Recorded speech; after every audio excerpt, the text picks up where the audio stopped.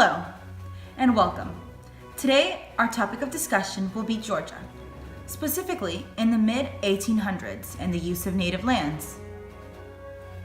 Georgia has recently passed a law that prevents non-natives from moving, living, and settling on the natives' land.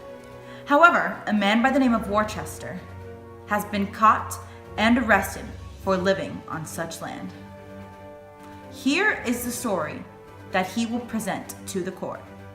One beautiful Sunday morning, while I was preaching and minding my own business, a Georgia authority rudely interrupted me and arrested me for being on Cherokee lands, even though I had permission by the Cherokee chief.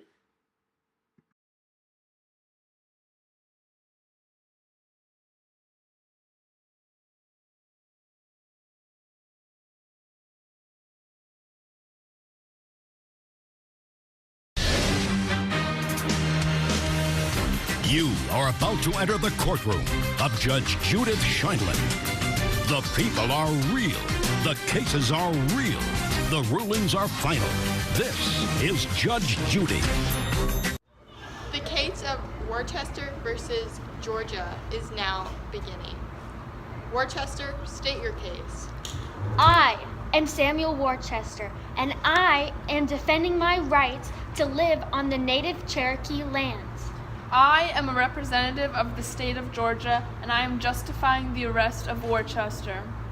The Cherokee Indians gave me permission to live on the land, so I don't see why I'm doing the wrong thing, because they gave me and 5 other missionaries the right to live on the land. Objection.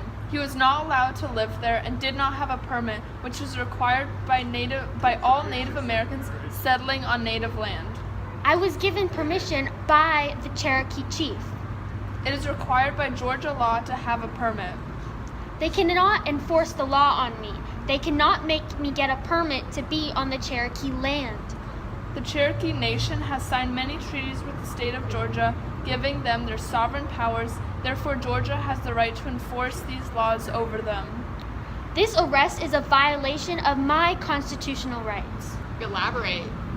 My constitutional right as a citizen is to live freely, pursue happiness, and to have freedom, and they took it all away from me. However, if you would have simply obeyed the law, you would not have this problem. Okay, order in the court.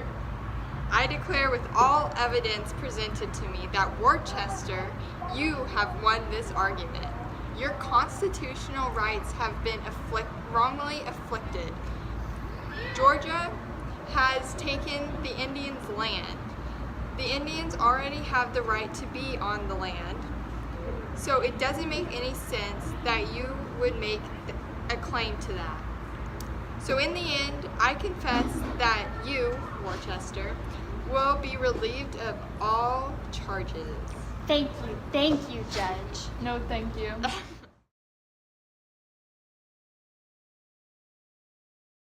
However, even after the court case, Jackson defied the court's decision and pushed forward with his policy of removing the remaining eastern tribes west of the Mississippi.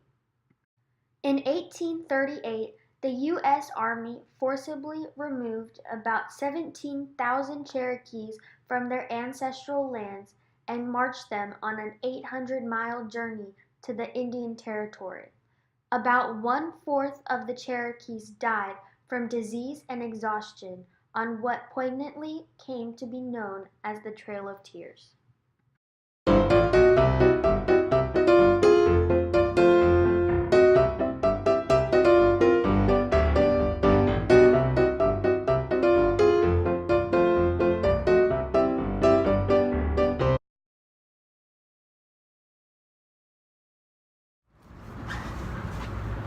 Hello. Court is now in session. The case of Worcester versus Virginia is... Just start the case of... No. Let's go. Hello. I am Judge John Marshall.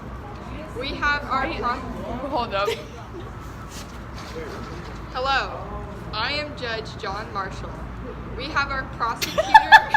Stop laughing. I'm Just sorry. keep going. Okay.